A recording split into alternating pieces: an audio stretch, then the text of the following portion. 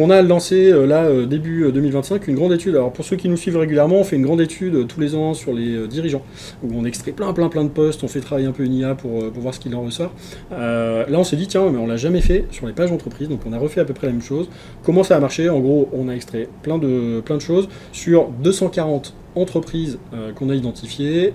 Ça nous a ramené 17 000 postes, donc c'est un échantillon représentatif assez volumique. Hein. Google Spreadsheet a un peu ramé parfois avec toute cette volumétrie-là. Donc on a regardé tout ça, et ça dans 6 grands secteurs. Donc on a 240 entreprises, ça fait à peu près un top 40 par grand secteur. Transport logistique, industrie, énergie, construction bâtiment, conseil, donc tous les métiers en gros du consulting, professional services comme on dit maintenant, et puis l'édition de logiciels. Donc c'est un peu les grands sujets que nous on connaît bien. Donc voilà, donc on a travaillé un peu ces différentes mécaniques-là, et il en est ressorti pas mal d'apprentissage. Oui, tout à fait.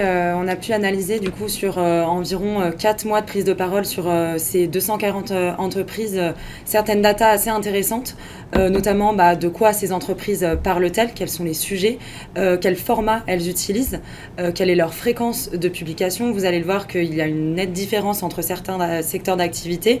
Est-ce que du coup leur communauté s'engage, à quel niveau et comment, et également quelle est la langue dans leur prise de parole. Alors quand on a 17 000 postes, c'est assez facile de voir quel est le top 100, le top 200 par thématique. Ça c'est intéressant. Et puis après ça donne aussi, comme tu le disais, pas mal de choses sur des métriques un peu plus larges, de se dire souvent est-ce que ma page, en fait l'intérêt de ça c'est de se dire est-ce que ma page performe versus celle des petits copains, et finalement on ne sait pas trop quand on gère une page si 5% de taux de croissance de ses abonnés par mois c'est intéressant, si tant de likes par rapport au nombre d'abonnés qu'on a c'est intéressant. En fait ça nous permet d'avoir un peu une étude volumique. Le premier sujet qu'on a regardé, parce que on vient du content, c'est qu'est-ce qu'on raconte, qu'est-ce qui ressort de ça? Du coup, on a 3 grands sujets thématiques phares qui sont ressortis dans la prise de parole de ces entreprises. Nous avons, dans un premier temps, tout ce qui va être vision, expertise, offre. Comme on le sait tous, LinkedIn, c'est un réseau social B2B. Pour ces entreprises, c'est important de parler de ce qu'elles font, asseoir aussi leur expertise métier via des preuves, via des livres blancs, etc. Donc, c'est quelque chose qui est une thématique dont les entreprises aiment parler et sont assez friands. Dans un second temps, on a la marque employeur. Donc la marque employeur va permettre à une entreprise de montrer un peu l'envers du décor. Il y a vraiment un enjeu aussi RH où derrière, ça va permettre de montrer les coulisses d'une entreprise. Ça va permettre de montrer que derrière, certes, une entreprise, on a de l'authenticité, on a de l'humain, etc. Donc c'est vraiment une thématique qui a tendance à beaucoup marcher dans une prise de parole sur LinkedIn. Enfin, on a tout ce qui va être événements qui arrive à environ une vingtaine de pourcents. Du coup, là, ça va être des sujets comme les webinars, des participations à des salons, etc. Derrière, on a 2 autres thématiques qui se détachent un tout petit peu, mais qui sont quand même présentes dans cette prise de parole des pages entreprises. On va avoir tout ce qui est preuve sociale, donc avec des verbatims, des retours clients, etc. Et des communications financières. Vous le verrez plus tard, c'est quelque chose une thématique qui génère quand même pas mal d'engagement, même si elle est quand même pas forcément exploitée autant qu'elle pourrait l'être actuellement. Alors ces paquets on les a constitués, on a regardé dans les 17 000 postes finalement de quoi ça parlait, on a fait des échantillonnages, on a regardé après concrètement ce qui tombait dedans, et après l'IA nous a pas mal aidé pour les classer. Ça c'est des moyennes sur les 240 entreprises. Par contre, quand on zoome après par secteur, j'espère que vous le voyez bien chez vous, vous aurez accès dans un super article qui sort sur notre blog, vous pouvez aller voir sur le blog Invox, il y a tous les détails, que en fait la constitution des lignes édito est assez différente par secteur d'activité. Évidemment, on ne parle pas des mêmes choses parce qu'on n'a pas les mêmes enjeux, on n'a pas les mêmes choses à montrer aussi. C'est pas les mêmes codes dans chaque industrie. Est-ce qu'il y a quelques chiffres qui sont un peu à highlighter comme ça? Vous voyez, on retrouve, vous voyez qu'entre secteurs d'activité, ça bouge pas mal, quoi. Ça bouge pas mal. Alors, on voit qu'il y a quand même 3-4 secteurs d'activité qui vont avoir tendance à parler de leur expertise métier parce que ces secteurs-là ont des besoins, ils ont des projets à valoriser, à mettre en avant, etc. C'est des thématiques qui vont être très importantes pour elles. Tandis que d'autres entreprises comme l'industrie, le transport et logistique vont plus mettre en avant la thématique marque employeur car ils vont avoir potentiellement plus de besoins, des enjeux de recrutement, donc du coup diffuser des vidéos ou tout autre type de format pour du coup véhiculer la marque employeur, ce qui s'y passe à l'intérieur, etc.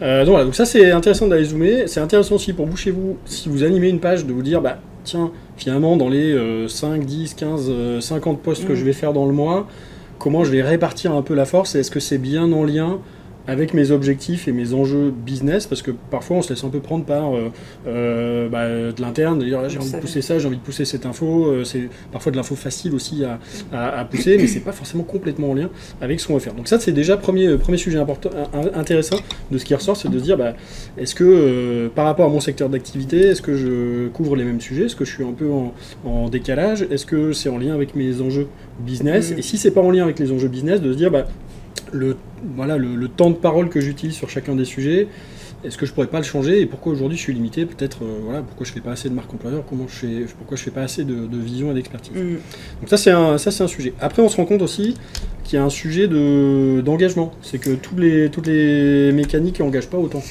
Tout à fait, comme du coup je l'évoquais tout à l'heure, la thématique communication financière, c'est celle qui est la moins prisée par les entreprises analysées dans cette étude, mais malgré tout, elle engage beaucoup. Elle obtient une moyenne de likes à hauteur de un peu plus de 200 likes en moyenne par publication. Donc c'est vraiment quelque chose qui marche parce que cette thématique, ça va être un peu de la transparence vis-à-vis de ce que l'entreprise fait, quel est son chiffre d'affaires, quels sont les chiffres clés à savoir, à connaître, etc. Actuellement, les gens sur LinkedIn ont besoin de transparence, donc vaut aussi plus se reconnaître dans ce type de thématique. Comme la thématique marque employeur, qui aussi, elle, engage quand même beaucoup, qui du coup fait office un peu de transparence, d'authenticité, etc. Et c'est ce que les utilisateurs LinkedIn recherchent tous actuellement. Donc voilà pour ce qui est des likes. Après, globalement, toutes les thématiques engagent, certes d'autres un peu moins, mais on voit que de toute façon, en fait, les entreprises sur leur page LinkedIn, elles vont varier leur thématique de prise de parole pour générer de l'engagement. Il ne faut pas lasser, etc., son audience. Donc, du coup, ça va être ultra important de dispatcher ces thématiques pour continuer de créer de l'engagement et des likes autour de ça. C'est pour ça qu'on peut observer aussi parfois certaines... dysfonctionnements. Et là encore, c'est intéressant parce que nous, on a tous les chiffres de regarder aussi à l'intérieur des différentes catégories d'entreprises, différents secteurs d'activité, même des tailles d'entreprise, ça joue un peu, qu'il y a parfois des différences.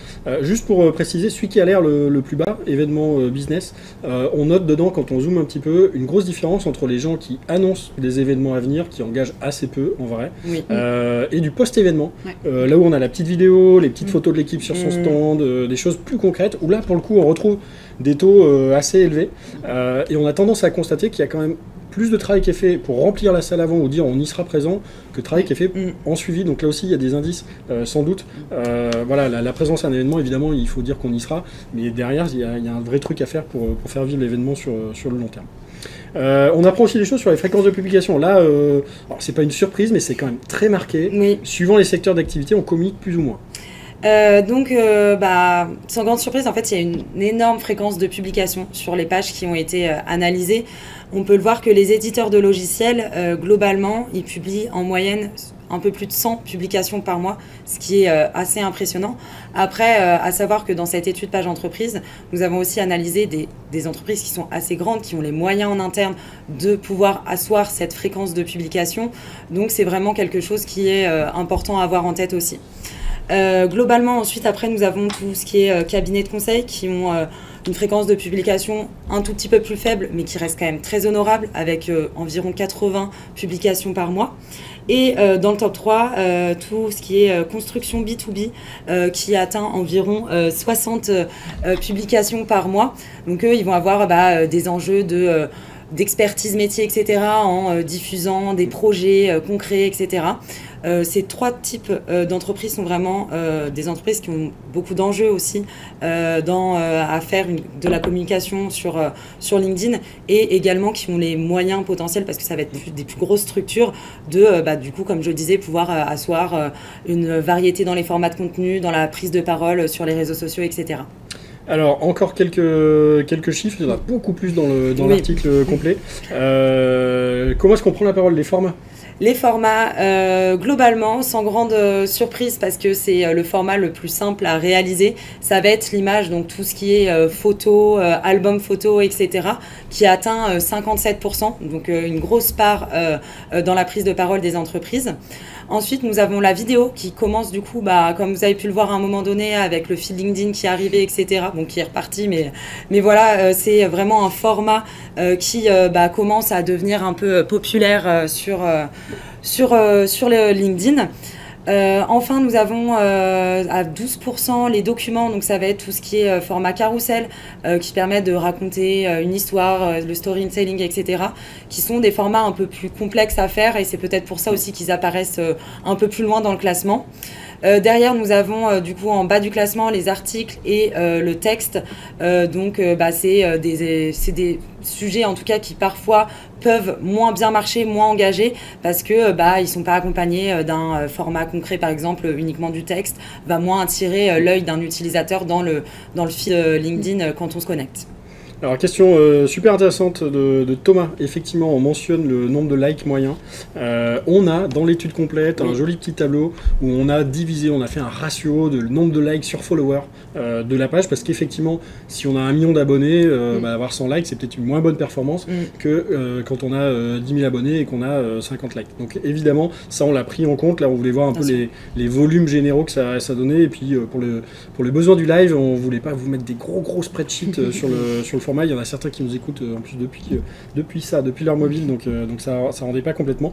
Mais effectivement, c'est quelque chose qu'on a pris en compte. Et juste pour précision, je vois effectivement il y a eu pas mal de réactions là sur le nombre moyen d'abonnés, les tailles de pages. On est plutôt effectivement sur des grosses pages. Dans chacun des secteurs, on a pris plutôt des boîtes qui avaient pignon sur rue, qui sont assez importantes.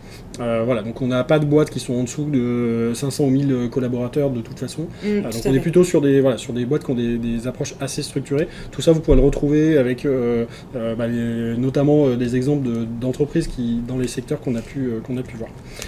Et juste pour rassurer, Nadia, effectivement, vous aurez accès à tout ça dans le replay. On mettra tous les liens au même URL que là vous êtes connecté en ce moment. Allez, on termine avec un sujet qui nous est cher aussi chez Invox, qui est le sujet de la vidéo.